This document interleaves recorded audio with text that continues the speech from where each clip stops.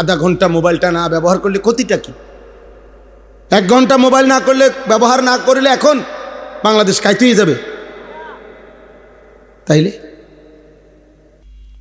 কিছুটা সময় যতক্ষণ পর্যন্ত এই বড় মোবাইল থেকে নিজেকে আলাদা না করা হবে, যার মধ্যে আমাদের সারা পৃথিবী বিখ্যাত শেখুল ইসলাম আল্লামা তাকি উসমানী দামাত বারাকাতুহুম, তিনি ফতুয়া দিয়েছেন এই বড় মোবাইল দ্বারা যে গুনাহ থেকে বা মোটেই বাঁচতে পারে না, তার জন্য এই বড় মোবাইল ব্যবহার করার কোনো অনুমতি নেই। এক মুসলমান তার সকল কিছু ব্যবহারের ক্ষেত্রে হালাল হারামের কিছু নাই, জায়েজ না জায়েজের কোনো বিধান নাই। আমার মন চাইলেই হলো। আল্লাহ আমাদেরকে হেফাজত করেন। আমরা স্বপ্ন দেখছি, এই শক্ত কথা, এই কঠোর, এই ধমক, এর বিনিময়ে উদ্দেশ্য ঝগড়া করা না। আলহামদুলিল্লাহ একটা স্বপ্নে আছি, স্বপ্নটা হলো আগামীর পৃথিবীতে ইসলামের বিজয় হবে, আগামীর পৃথিবীতে কালেমার পতাকা উড়বে। ষড়যন্ত্র যেমন খুব গভীর, ইনশাআল্লাহ ইমানের বিজয়ও খুব কাছে। রাত্র যত গভীর হয়, এটা কিন্তু বিপরীতে শান্ত নাও যে সকাল কাছায় গেছে। সন্ধ্যা বাজে 6টা, এখনো ভোর হতে অনেক দেরি, কিন্তু রাত বাজে গভীর 3টা রাতের, বোঝা যাবে সকাল কাছায় গেছে, আর 1.5 ঘন্টা বাকি। এই জন্য চারিদিকে ইসলাম বিরোধীদের চক্রান্ত, ষড়যন্ত্র, হুমকি ধমকি। আজকে ইহুদিরা আমাদেরকে চোখ রাঙ্গায়, আজকে খ্রিস্টানরা আমাদেরকে চোখ রাঙ্গায়, আজকে বার্মার বৌদ্ধরা আমাদের মুসলমানদেরকে চোখ রাঙ্গায়, আজকে উগ্র উগ্র হিন্দু সংগঠন ইসকনের গুন্ডারা আমাদেরকে চোখ রাঙ্গায়। কিন্তু এটাও সত্য, এই সব চোখ রাঙ্গানি শেষ করে একদিন কালেমার পতাকা উড়বেই উড়বে ইনশাআল্লাহ। বিজয়ের পতাকা উড়বে, ইমানের পতাকা উড়বে, মাহদির বিজয় হবে, দাজ্জালের পতন হবে, ইহুদির শেষ ব্যক্তিটারও পতন হবে, বিশ্বময় ইসলামের খেলাফত হবে। এটা রাসূলুল্লাহ সাল্লাল্লাহু আলাইহি সাল্লামের বিশুদ্ধ হাদিস। নবীজি সাল্লাল্লাহু আলাইহি সাল্লাম বলছে, যদি শুনে থাকো কিয়ামতের আর একদিন বাকি, তবুও বিশ্বাস রেখো উম্মত, মাহদি আসবে। নবীজি বলছে ইমানের বিজয় হবে, আরেকবার পৃথিবী কালেমার পতাকা বিশ্বময় দেখবে ইনশাআল্লাহ, ইনশাআল্লাহ, ইনশাআল্লাহ। সেদিন হয়তো কেউ কাজে লাগবে, কেউ কাজে লাগবে না। কেউ হয়তো ইমানের পক্ষে থাকবে, কেউ দাজ্জালের খপ্পরে নিজের ইমান শেষ করে ফেলবে। আগামীর সময় মুমিনের পরীক্ষা ভাই। এখন তো হইল গুনাহ নেকির টানাটানি চলতেছে, কেউ নেক করে, কেউ গুনাহ করে। আগামীর সময়টা হবে ইমান আর কুফরের সময়। কারো ইমান থাকবে, কারো ইমান থাকবে না। ইউসবিহুর রাজুলু মুমিনান ওয়া ইউমসি কাফিরান। কসম খোদার ভাই, আল্লাহর নবী বলছে, পরিষ্কার বিশুদ্ধ হাদিস, সকালবেলা থাকবে মুমিন, সন্ধ্যায় হয়ে যাবে কাফের। ওয়া ইউমসি মুমিনান ওয়া ইউসবিহু কাফিরান। সন্ধ্যাবেলায় থাকবে মুমিন, সকাল হতে হতেই হয়ে যাবে কাফের। ইয়াবিউ দীনাহু বিআরাদিন মিনাদ দুনিয়া। আল্লাহর নবী সাল্লাল্লাহু আলাইহি সাল্লাম বলেন, সামান্য দুনিয়ার লোভে অসংখ্য অগণিত আমার উম্মত নিজের ঈমান বিক্রি করে ফেলে, ঈমান বিক্রি করে ফেলে। আল্লাহ আমাদেরকে হেফাজত করেন। এজন্য বয়স্ক বাবা আপনাদেরকে বলি, আপনাদের কাছে অনুরোধ করি, আপনারা আপনাদের স্ত্রী, সন্তান, ছেলে মেয়ের, পরিবারের সদস্যদের ঈমান, আমল, নামাজ, রোজা, বন্দিগি, হালাল হারামের নজরদারি করেন। খাট পালং, সোফা, ফার্নিচার এগুলো এমনিই হবে মিয়া। এগুলো এখন পৃথিবীতে কোনো অবাক কিছু না। টাইলস চিনে না এমন পাগলও নাই, সোফা চিনে না এমন পাগলও এখন আর পৃথিবীতে নাই। আমি শুধু এই সোফা, খাট এটি কেউ দেখতো না, এটি প্রত্যেকের ঘরে আছে। আঙ্গাল কাঙ্গালেও দিছি না। ফ্রিজ সবার দরকার, এটা একটা নিত্য প্রয়োজনীয় জিনিস, এটা আর এখন কোনো শৌখিন জিনিস। আর বাংলাদেশের যেই গরম, এখানে এসিও এখন নিত্য প্রয়োজনীয় জিনিসের অন্তর্ভুক্ত। এইটাও আর এখন শৌখিনতা নাই, এত প্রচন্ড গরমে। অতএব প্রয়োজনীয় এই জিনিসপত্র কোনো না কোনোভাবে প্রত্যেকেই ব্যবস্থা করছে। এগুলো মানুষের দেখাইয়া শুনাইয়া কোনো লাভ নাই, ভালো লাভ নাই। ইমানের হিসাব দেন, আখিরাতের হিসাব দেন, সেজদার হিসাব দেন, গোলামির হিসাব দেন। আমার প্রিয় সন্তান, আমার প্রিয় নওজোয়ান ভাই, এমন মালিকের নাফরমানি করো না বাপ, এমন মালিকের নাফরমানি মানায় না রে বাপ। তুমি জানো না তিনি তোমার কেমন রব। আল্লাহ যেন ডাক দিয়ে বলে, বান্দা তুমি জানো আমি তোমার কেমন রব? 24 ঘন্টা তোমার অজান্তে, তুমি জানো না, বুঝো না, বলো নাই, আমি রব্বুল আলামিন এমন রব 24 ঘন্টা অস্তিত্বের প্রথম সেকেন্ড থেকে নিয়ে শেষ পর্যন্ত জীবনের সকল প্রয়োজন, জীবনের সকল আয়োজন, হৃদয়ের প্রতিটা স্পন্দন, নিঃশ্বাসের প্রতিটা নড়াচড়া, দেহের পুরা অঙ্গ প্রত্যঙ্গের নড়াচড়া আমি আল্লাহ যা ঠিক ঠিক মতো তোমার পৌঁছাচ্ছি, করে দিচ্ছি। গোটা কায়নাত আমি তোমার জন্য বারবার একবার আলো দিয়ে সাজাই, একবার অন্ধকার দিয়ে সাজাই, একবার রাত বানাই, একবার দিন বানাই, একবার সকাল বানাই, একবার দুপুর বানাই, সপ্তাহ বদলাই, মাস বদলাই, দিন বদলাই, শরীর বদলাই, স্বাস্থ্য বদলাই। ছিলা ছোট্ট বাচ্চা, বানাইলাম শক্তিমান যুবক, আবার বানাইলাম বৃদ্ধ। ছিলা দুর্বল, বানাইলাম সবল। ছিলা অসুস্থ, বানাইলাম সুস্থ। ছিলা গরিব, বানাইলাম ধনী। ছিলা সম্পদহীন, দিলাম সম্পদ। এত কিছু 24 ঘন্টা যে মালিক আমি নিজ যত্নে তোমার করছি। আমি তোমার সেই মাওলা, আমি তোমার সেই আল্লাহ। তোমার সেজদা দিতে বলছি বান্দা, অন্য কেউ না। আমি তোমার বড় বেশি আপনজন। আমার ইচ্ছা ছাড়া তোমার নিঃশ্বাস চলে না, আমার ইচ্ছা ছাড়া তোমার চোখ নড়ে না। তুমি কেমনে পারলা বান্দা আমার মতো মালিকরে সেজদা না দিতে? বলো না আব্বা, বলো না ভাইয়া, আমার প্রিয় সন্তান বলো। 16 বছর যেই ছেলের এত অল্প বয়সে এক ওয়াক্ত নামাজ পড়ো না, আগামী 40 বছর পর্যন্ত তোমারে যদি আল্লাহ হায়াত দেয়, সেই পর্যন্ত তোমার নাফরমানির অবস্থা কি হবে? আল্লাহ তোমারে কোনো কিছু দেয় নাই। আলাম নাজালিল আরদা মিহাদা ওয়াল জিবালা আওতাদা ওয়া খালাকনাকুম আজওয়াজা। আল্লাহ বলেন, বলো না বান্দা, আমি কি জমিন তোমার জন্য বিছিয়ে দেই নাই? উত্তর দেন, জমিন কি আল্লাহ আমাদের জন্য বিছায় নাই? ওয়াল জিবালা আওতাদা, আল্লাহ বলেন পাহাড়গুলো আমি কি তোমাদের জন্য পেরেগের মতো স্থাপন করি নাই? করেছেন। ওয়া খালাকনাকুম আজওয়াজা, আমি আল্লাহই তো তোমাদেরকে জোড়ায় জোড়ায় নারী পুরুষে সৃষ্টি করেছি। ওয়া জাআলনা নাওমাকুম সুবাতা, সারা দিনের ক্লান্তি দূর করার জন্য 2 চোখের ঘুম আমি তো দিয়েছি। ওয়া জাআলনাল লাইলা লিবাসা ওয়া জাআলনান নাহারা মাআশা, তোমার ঘুমের পরিবেশ তৈরি করার জন্য আলোকিত পৃথিবীটাকে অন্ধকারের কালো চাদর দিয়ে রাত্রির আবরণ করে দিয়েছি। এ তো আমি করেছি বান্দা, নাই তো তুমি ঘুমাবা কেমনে?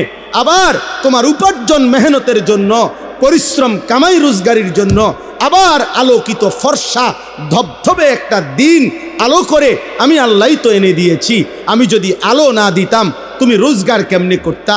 আমি যদি অন্ধকার না দিতাম তুমি ঘুম চাইতা কেমনে? সেই আমি তোমার একটা সেজদাও পাই না? সেই তুমি আমি আল্লাহকে একটা সেজদাও দিবা না?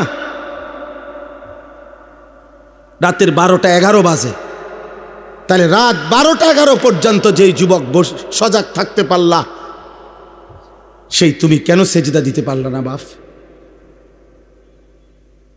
বলো না আব্বা, কেমনে ঘুমাইবা এখন? সারাদিন মোবাইলে হয়তো নারী দেখছো, ছবি দেখছো, অশ্লীল দৃশ্য দেখছো। সারাদিনে যারা পেশাব করে হয়তো পানি নাও নাই, টয়লেট পেপার ব্যবহার করো না, শরীরও নাপাক, আর এই অশ্লীল নারীর ছবি দেখলে হারাম বীর্যপাত হয়, এ কারণেও শরীর নাপাক। এক ওয়াক্ত নামাজও পড়ো নাই, এই অবস্থায় যে ঘুমাইলা, নাপাক দেহ, নাপাক শরীর, দিলটাও নাপাক, এই নাফরমান, এই ঘুম যদি আর না ভাঙে, এই রাত যদি আর ভোর না হয়, হ্যাঁ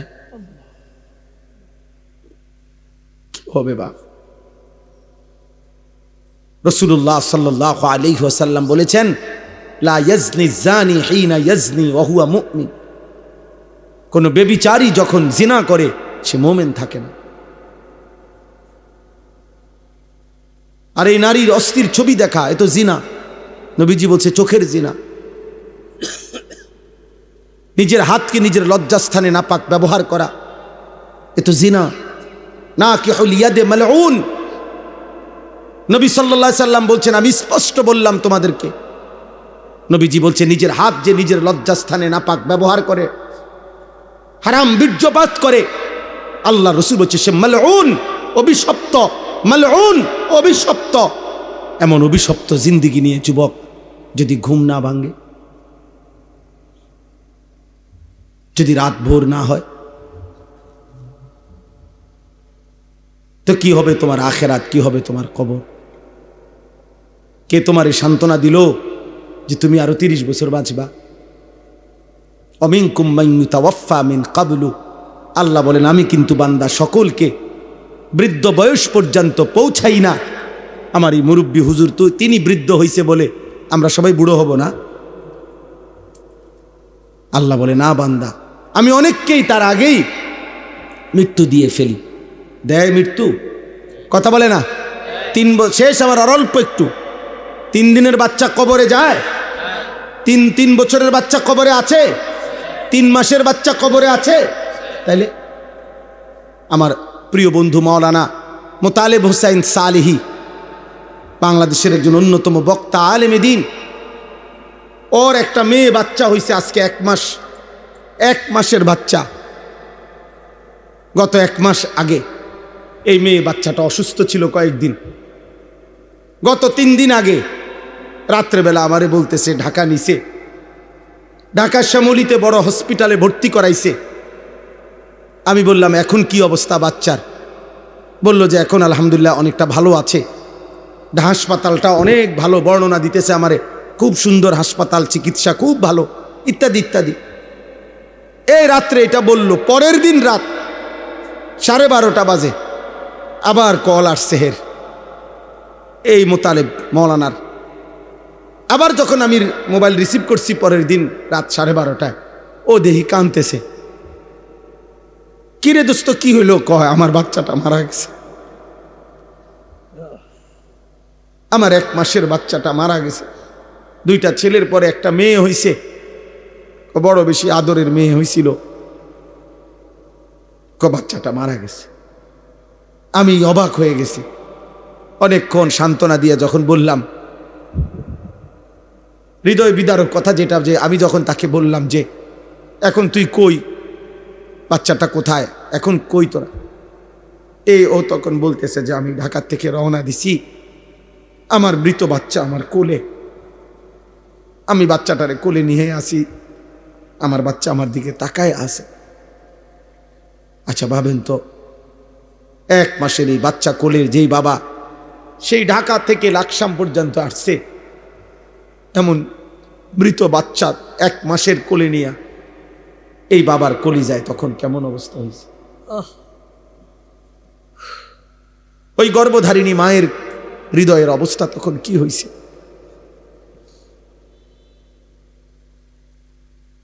তাইলে বন্ধু আমার, দোস্ত আমার, সাথী আমার, এই মোবাইল নিয়ে তোমরা এমন শুরু করছো কেন?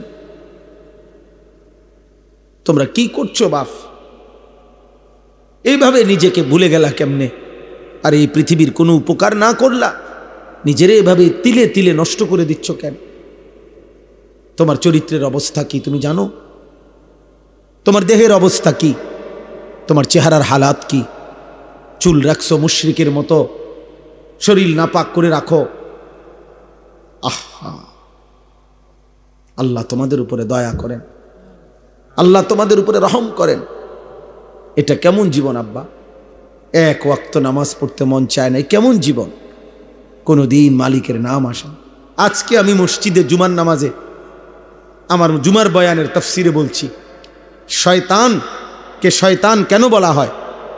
শয়তানকে শিন তা নুন, শয়তানের মূল অক্ষর, অর্থ হলো 24 ঘন্টা, যার প্রতি মুহূর্ত যে হক থেকে, সত্য থেকে দূরে, এই জন্য তাকে শয়তান বলা হয়। অর্থাৎ 1 সেকেন্ড যে নিজে এবং তার অনুসারীদেরকে 24 ঘন্টা যে হক থেকে, সত্য থেকে, আল্লাহর পথ থেকে সরায়া রাখতে চায়, এই জন্য তাকে শয়তান বলে।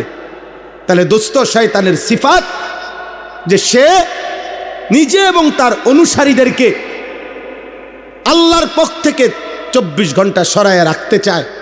তাহলে 24 ঘন্টার একটা দিনে তোমাদের যাদের একটা ওয়াক্ত নামাজের সেজদা জুটলো না কপালে, তুমি কিংবা তোমার আশেপাশের কোনো বন্ধু, তাহলে তুমি তো নিজে এবং তোমার বন্ধুদেরকে তুমি তো যেই পথে পরিচালিত করিলা, এ তো শয়তানের আখলাক, এ তো ইনসানের আখলাক হইতে পারে না, এ তো মানুষের চরিত্র হইতে পারে না। নয়তো একটা 24 ঘন্টার দিন কেমনে পার করে দিলা, যে 24 ঘন্টায় একটা সেজদাও দিলা না আল্লাহরে, একবার মুখ দিয়া আল্লাহ এই নামটা বের হইল না, এত বড় দুর্ভাগা তুই কেমনে হইলি বা, কেমনে হইল? আমার অস্থিরতা তো এটা নিয়া, আমার অশান্তি তো এটা নিয়া, যার কিভাবে সম্ভব মুসলমানের ঘরে জন্ম নিয়ে ইমানদার মা বাবার সন্তান হয়ে, এটা কেমন ছেলে কেমন মেয়ে যার 24 ঘন্টায় একবার তার মুখ দিয়া তার রবের নাম বের হইল না?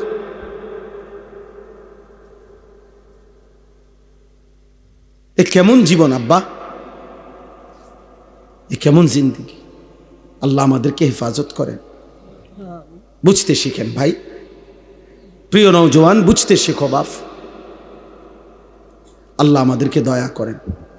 এখানে আমি এবার তর্জমাটা বলি, তাইলে আমার কথা শেষ। আল্লাহ তাআলা বলতেছেন, আয়াহসাবুনা আন্নামা নুমিদ্দুহুম বিহি মিন মালিন ওয়া বানিন। এই শেষ 5 মিনিট লাগবে আয়াতের তর্জমা বলতে।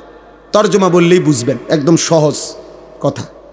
আল্লাহ বলেন, আমার কিছু বান্দা ভেবেছে, কিছু মানুষ ভাবতেছে আমি যে তাদেরকে দুনিয়াতে কিছু সম্পদ এবং সন্তানাদি দিয়েছি, ভাত মাছ চাল ডাল দালান বিল্ডিং, বিবি বাচ্চা স্ত্রী সন্তান, টাকা পয়সা প্রভাব প্রতিপত্তি দুনিয়াবি, এগুলা যে আমি তাদেরকে দিচ্ছি, ওরা ভাবছে নুসারিউ লাহুম ফিল খায়রাত, আমি তাদের উপরে খুব সন্তুষ্ট হয়ে আছি, তাদেরকে আমি কল্যাণের পথে রেখেছি।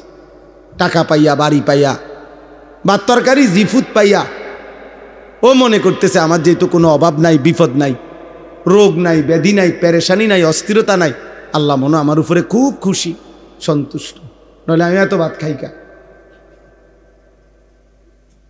নাই তো আমি এত বিল্ডিং করি কা। আল্লাহ মনে আমার উপরে খুব রাজি খুশি। হ্যাঁ, বলেই তো, পরিষ্কারই তো বলে, বয়স্ক মানুষও তো এই কথা বলে যে হুজুর আল্লাহর রহমতে আমনগো দোয়ায়, 10 জনের দোয়ায় আল্লাহ আমারে খুব সুখে রাখছে। জিজ্ঞাসা করবেন, চাচা কি সুখে রাখছে? ওই যে আল্লাহর রহমতে 4 ফুট বিদেশ, 4টা ফুট বিদেশ, 3টা মেয়ে আল্লাহর রহমতে তাগরে বিয়া দিছি। মনে মনে আশা করছিলাম একখান বিল্ডিং করুম, আল্লাহ বিল্ডিংও দেখাইছে হুজুর, আল্লাহ করাইছে।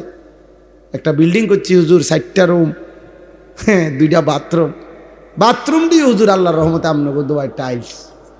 আল্লাহু আকবার, আল্লাহ। চাচার কপাল, কত বড় কপাল নিয়ে উনি আসছে পৃথিবী। ওনার পূর্বপুরুষ মাটিতে পেশাব করত, আর উনি এখন আল্লাহর রহমতে খাস দোয়ায়, আমরার দোয়ায় উনি এখন টাইলসে মুতে। আল্লাহ পাকের দয়া আপনার উপরে। বিকাল টাইম হইলে হুজুর আল্লাহর রহমতে চা দোকানে বসে থাকি, বন খাই, বিড়ি খাই, গপ মারি, যে দূর শল্যে কুলায় টেলিভিশনে নাচ গান দেখি। আগে তো আর সেই দিন নাই, সাইয়েই থাই শুধু, আর পুরান কথা মনে করি। হ্যাঁ, পুরান কথা মনে করেন, মনে রাখেন, পুরান কথা মনে করায় করাইয়া ফেরেশতা আমরে টাঙ্গাইয়া ফিরবো। এগুলো মুমিনের সুখের কথা। এক ইমানদার এই সুখের কথা শুনাইলেন, এগুলো তৃপ্তি মুমিনের। আয়াহসাবুনা আন্নামা নুমিদ্দুহুম বিহি মিন মালিন ওয়া বানিন। আল্লাহ বলেন আমার বান্দা ভেবেছে আমি যে তাকে দুনিয়ায় কিছু সম্পদ আর সন্তান দিলাম, এই কথা ভাবছে সে আমি তাকে কল্যাণের উপরে রাখছি। বাল্লা ইয়াশউরুন, আল্লাহ বলে না বান্দা তারা বুঝে নাই। দুনিয়ায় কাউরে অর্থ দিলে, সম্পদ দিলে, মাল দিলে, ক্ষমতা দিলে, বিবি বাচ্চা নাতি নাতনি দিলে আমি তার উপরে সন্তুষ্ট, এই কথার প্রমাণ বহন করে না। যদি অর্থ সম্পদ, মাল আর ক্ষমতা, যদি বিবি বাচ্চার পরিবার, এটা যদি আমি আল্লাহর সন্তুষ্টির চিহ্নই হতো, তাইলে এগুলো তো আমি কাফের বেঈমানকেই বেশি দিছি নাকি? আমাদের এখানে আমরা যারা বসছি এখন, আমরা যদি প্রত্যেকেই আমরা যদি 30 তালা কইরা এই বাংলাদেশে একটা বিল্ডিং শেষ করি, মনে করেন কাম আজকে মনে করেন বিকালে আমগো 30 নম্বর তালার সবার ছাদ ঢালাই দিলাম, তো আপনি খবর নিবেন আজকা, তো শুনবেন ইউরোপ আমেরিকায় আজকে এই পরিমাণ মানুষ হয়তো 200 নম্বর তালার ছাদ ঢালাই দিছে। হ্যাঁ, তো আপনি যে আরো তো 170 তালা ফিসে পড়ে গেলেন, হেডি কোন সময় ছাদ ঢালাই দিবেন? কথা বুঝেন নাই আমার? দুনিয়া মুশরিকের সমপরিমাণ হবে না তো বাপ, কাফের সমপরিমাণ হবে না তো বাপ, দুনিয়া বেঈমানের পরিমাণ হবে না। ওদের সমপরিমাণ অস্ত্র কিনে আমরা ওদের সাথে যুদ্ধ করতে পারবো না। ওদের সমপরিমাণ শক্তি, দুনিয়াবী শক্তি দিয়ে আমরা ওদের সাথে লড়াই করে পারবো না। 1450 বছর ইসলাম কাফের মুশরিকদের সমপরিমাণ অস্ত্র দিয়ে কোনোদিনও যুদ্ধ করে নাই, সমপরিমাণ জনশক্তি দিয়েও, জনবল দিয়েও যুদ্ধ করে নাই। প্রতিবার মোমেনের বিজয় হয়েছে মহান আল্লাহ পাক রব্বুল আলামিনের শক্তিতে। প্রতিবার বিজয় দিয়েছেন আল্লাহ। প্রতিবার মোমেন তার রবের সাথে সম্পর্ক করেই সেজদার শক্তিতে, ইমানের শক্তিতে, কালেমার শক্তিতেই মহান আল্লাহর দয়ায় প্রতিবার ইমানের বিজয় হয়েছে। অতএব দুনিয়া হিসাব মিলাইলে হইতো না। আমাগরে আল্লাহ কাফেরদের সমপরিমাণ দুনিয়া দিবে না, এটা আল্লাহর ওয়াদা, এটা আল্লাহর ওয়াদা, আল্লাহর ওয়াদা। আমরা দেশের ধনীও ধনী আর ইউরোপ আমেরিকার ধনীও ধনী। আমরা দেশের 7 তলা বিল্ডিংওয়ালা যদি মনে করে ধনী, ইউরোপ আমেরিকাতে 7 তলা বিল্ডিংয়ে ছাগলও পালেন। আমরা দেশের প্রাইভেট কার চালানোওয়ালা যদি মনে করে ধনী, তো জাপানে, ইউরোপে প্রাইভেট কারের মধ্যে ছাগল টানে।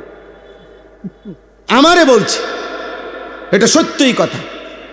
কাজেই দুনিয়া বিয়েগুলো কি নয়, মূল সফলতা নয়, সন্তুষ্টি আল্লাহর নয়। তাহলে আল্লাহর সন্তুষ্টি কিসের মধ্যে? এই শেষ কথাটা আল্লাহ বলছে, যার মধ্যে 4টা জিনিস আছে তার প্রতি আল্লাহ সন্তুষ্ট হয়ে আছে। কয়টা জিনিস? 1, ইন্নাল্লাযীনা হুম মিন খাশিয়াতি রাব্বিহিম মুশফিকুন। হৃদয় যার আল্লাহর ভয়ে কম্পিত, হৃদয়ে যার আল্লাহর ভয়, আল্লাহ তার প্রতি সন্তুষ্ট হয়ে আছে। 1, 2, ওয়াল্লাযীনা হুম বিআয়াতি রাব্বিহিম ইউমিনুন। আল্লাহর কোরআনের, আল্লাহর বিধানের সবগুলো আয়াত, হুকুম, আহকামকে সর্বান্তকরণে মেনে নিচ্ছে যে আল্লাহ বলেন সে কল্যাণের পথে, আমার সন্তুষ্টির পথেই আছে। 3, ওয়াল্লাযীনা হুম বিরাব্বিহিম লা ইউশরিকুন। আমি আল্লাহর সাথে কোনোভাবে, কোনো সূরতে এক যাররা যে শিরিক করে না, শিরিক মুক্ত যার ঈমান, সে আল্লাহর সন্তুষ্টির উপরে আছে। তাইলে 1 নাম্বার হলো হৃদয়ে যার আল্লাহর ভয়, 2 নাম্বার মেনে নিচ্ছে যে আল্লাহর বিধান, 3 নাম্বার করে না যে কোনো অবস্থাতে শিরক, 4, ওয়াল্লাযীনা ইউতুনা মা আতাও। আল্লাহ বলেন আমার যে বান্দা, আমি আল্লাহর দেওয়া সব কিছু যা আমি দিছি, শরীর, স্বাস্থ্য, যৌবন, সব কিছু, স্ত্রী, সন্তান, ক্ষমতা, অর্থ, বিত্ত, সম্পদ, প্রভাব, প্রতিপত্তি, ব্যবসা, কামাই, অর্জন যা কিছু আল্লাহ দিয়েছেন তা আল্লাহর পথে ব্যয় করে, আল্লাহর পথে ব্যয় করে, আল্লাহর পথে ব্যয় করে। আল্লাহ বলেন আমি তার প্রতি সন্তুষ্ট হয়ে আছি, সন্তুষ্ট হয়ে আছি। তাইলে কয়টা হলো? 4টা। হৃদয়ে যার কার ভয়, মেনে নিচ্ছে যে কার বিধান, করছে না কোনো অবস্থাতে যে কি শিরক। 4 নাম্বার, আল্লাহর দেওয়া সব নিয়ামত যে ব্যয় করছে কার পথে, আল্লাহর পথে। এইবার এই 4টার পরে আল্লাহ অতিরিক্ত আরেকটা গুণ বলছে। এই 4টা তো ঠিক মতো করেই, এবার আরেকটা বিষয় হলো 4টা পূর্ণ করার পরেও আল্লাহর হুকুম, আল্লাহর বিধান, আল্লাহর ভয় মানার পরেও যার অন্তরে ওয়াকুলুবুহুম ওয়াজিলাতুন আন্নাহুম ইলা রাব্বিহিম রাজিউন, অন্তরে অন্তরে তার সর্বদা এই ভয় আছে যে হায় আমাকে তো আল্লাহর সামনে যেতে হবে, হাসরের ময়দানে দাঁড়াইতে হবে। আহা আমার মাওলা, আমার এই বন্দিগি, আমার এই ইবাদত, আমার এই দান, আমার এই সাদাকা এগুলো জানি কবুল করে কিনা। আসল বিষয় তো আল্লাহ কবুল করে কিনা। কথা বুঝছেন? মানুষের বাহাবা, মানুষ তো দিচ্ছে মার হাবা, কিন্তু আসমানের কি অবস্থা কথা বোঝেন না। মানুষ তো বলছে জনাব অমুক 30,000, মানুষ কইছে মার হাবা, হাবারে মার মার, তারে কাটছে মার, এত টাকা দিল কেন? মানুষের মার হাবা তো আচ্ছা ঠিক আছে বুঝলাম, আর শাজিমের মালিক আল্লাহ বলবে বান্দা 30,000 টাকার ইনকামটা কেমনে হয়েছে এটুক বললে ভালো হয়। সিটারি কয় টাকা, বাটফারি কত, সুদে কত, কিস্তির কত, ওজনে কম দইনা টিহা কত, আমি দেখছি বান্দা, কাম হইবে না। এ মার হাবা লইয়া বাদ যাও গা, ঘুমাইলাও। তোমার মার হাবা তোমার সাথেই নাও, বাইক নাও, মানুষের জানাইও যে আল্লাহর রহমতে আপনার তো ভাই মার হাবা দিছে এলাকা, কিন্তু আমি নিলাম না, কারণ হারাম হলে আল্লাহ কি নেকি দিবেন। এজন্য বললাম মুমিন সর্বদাই ভয়ে থাকবে আমার আল্লাহ গ্রহণ করিলেন কিনা। উলাইকা ইউসারিউনা ফিল খায়রাত ওয়া হুম লাহা সাবিকুন। আল্লাহ বলেন এই 4 গুণ হৃদয়ে যার আল্লাহর ভয়, আল্লাহর বিধান যে মেনে নিচ্ছে, করছে না যে শিরক, এবং আল্লাহর দেওয়া সব নিয়ামত আল্লাহর পথে যে ব্যয় করে, দিলে দিলে এই ভয় করে আমার আল্লাহ গ্রহণ করবে তো, আমারে আল্লাহ হাসরের ময়দানে গেলে নিবে তো, এই ভয় নিয়ে আল্লাহর ইবাদত, আল্লাহর হুকুম যে করতে থাকে, আল্লাহ বলে তারাই কল্যাণের পথে দ্রুত গতিতে এগিয়ে যাচ্ছে। অহুম লাহা সাবিকুন, তারা তো জান্নাতের জায়গায় পৌঁছেই গেছে। আল্লাহ যেন বলতেছে তারা তো জান্নাতের দুয়ারে চলেই গেছে, আর শুধু দরজা খোলাটা বাকি, ঢুকবেই। এবার সর্বশেষ কথা হলো শেষ আয়াত। আল্লাহর কোনো বান্দা যদি বলে আল্লাহ আচ্ছা ঠিক আছে আমি আপনার কথা মানব, আপনার হুকুম মানব, তবে পারবো তো সব হুকুম মানতে? আমি কুলাইতে পারো আল্লাহ, আমি তো দুর্বল মানুষ, গ্রামের মানুষ, অসুস্থ মানুষ, সাধারণ মানুষ, আমি পারবো? আল্লাহ বলেন ওয়ালা নুকাল্লিফু নাফসান ইল্লা ওয়াসআহা। বান্দা সুস্থ হও আর দুর্বল হও, তুমি শিক্ষিত হও আর মূর্খ হও, তুমি আমি আল্লাহ তোমাকে কাউকে তার সাধ্যের অতিরিক্ত কোনো বিধান আমি আল্লাহ চাপিয়ে দেব পারবা তুমি। যার জন্য শরীর স্বাস্থ্য জেদ্দুর, যার উপার্জন জেদ্দুর, আমি তার জন্য হুকুমও দিছি এদ্দুর। কথা বলে না? একজন মানুষের উপার্জন ইনকামে 30,000 টাকা, তারে বলে দিছে যে এই বছরের ভিতরে আগামী 15 দিনের ভিতরে হজের রেজিস্ট্রেশন করবা 8 লাখ টাকা, তুই মরস বাসস বা রক্ত বেচাও টাকা দিতে হবে, তুই হজ করতে। এটা নিঃশরীয়তের বিধান। বেটার টাকা নাই 30,000, বেটার 8 লাখ টাকা দিত, 6 লাখ টাকা দিত। শরীয়ত কি এরকম বলছে? এই লোকটা দাঁড়াইতেই পারছে না, দাঁড়াইয়া থাকতেই পারে না, তো ইসলাম যদি বলতো না তুই নামাজ দাঁড়াইয়াই পড়তে হবে, প্রয়োজনে সুতা দিয়া বাইন্দা টাঙ্গাইয়া তুইব তোমারে, কিন্তু তুমি নামাজ দাঁড়াইয়া পড়তে হবে, এটা শরীয়তের বিধান? কথা বলেন। তাহলে আল্লাহ বলেন না, প্রতি অবস্থায় আমি আল্লাহ বিধান দিয়েছি, কারো উপরে আমি সাধ্যের অতিরিক্ত কিছুই কি করি নাই, চাপিয়ে। সুবহানাল্লাহ, কেমন মালিক আমার। এরপরে আল্লাহ বলেন ওয়ালাদাইনা কিতাবুন ইয়ানতিকু বিল হক ওয়া হুম লা ইউজলামুন। আল্লাহ বলেন সর্বশেষ আমার কাছে মনে রেখো, আমার ফেরেশতার আমল নামা লিখছে, এই আমল নামা রেডি হইতেছে, তুমি ঘাবড়াইও না, তুমি আমল করতে থাকো। আর আমার ফেরেশতা আমল নামার কিতাব রেডি করছে। কিয়ামতের দিন তোমার আমল নামাই তোমার সামনে কথা বলবে, এক বিন্দু জুলুম হবে না, একটা নেকিও ছুটে যাবে না, একটা গুনাহ বেশি লেখা হবে না। ঠিক তুমি যা করেছ তার আলোকেই ফয়সালা হবে, তার আলোকেই সিদ্ধান্ত হবে, তার আলোকেই বিচার হবে। আল্লাহ আমাদেরকে ঈমান আমলের জীবন দান করেন। আল্লাহ তাআলা আমাদেরকে উত্তম আখলাকের জীবন দান করেন। অনেক কষ্ট করছেন আপনারা, অনেক রাত সবর করছেন। আল্লাহ আপনাদের এই বসা, এই সবরে সর্বোত্তম বিনিময় দান করে। আমার কিশোর ভাই, নওজোয়ান ভাই, আজকের রাত থেকেই নামাজ পড়ো, শরীর পবিত্র রাখো, নারী দেখো না, ছবি দেখো না, অস্থির দৃশ্য দেখো না। আল্লাহ আমাদের সকলকে তৌফিক দান করেন। আর 1 মিনিট দোয়া করি। দোয়ার আগে 2টা মিনিট মাদ্রাসার আমার প্রিয় ভাই জনাব জসিমউদ্দিন চৌধুরী ভাইয়া বলছেন মাদ্রাসার কাজে সর্বাত্মক সহযোগিতা করবে। আলহামদুলিল্লাহ, আপনারাও প্রত্যেকে যদি একটু পকেটে হাত দেন, 2টা মিনিট প্রত্যেকেই মাদ্রাসার এই কাজ অল্প একটু জায়গায় সুন্দর ভবন করবে। মৌলানা মাহমুদ সাহেব আমারে দেখাইছেন এটার প্ল্যানিং, অনেক সুন্দর পরিকল্পনা, অনেক ফিকির তার।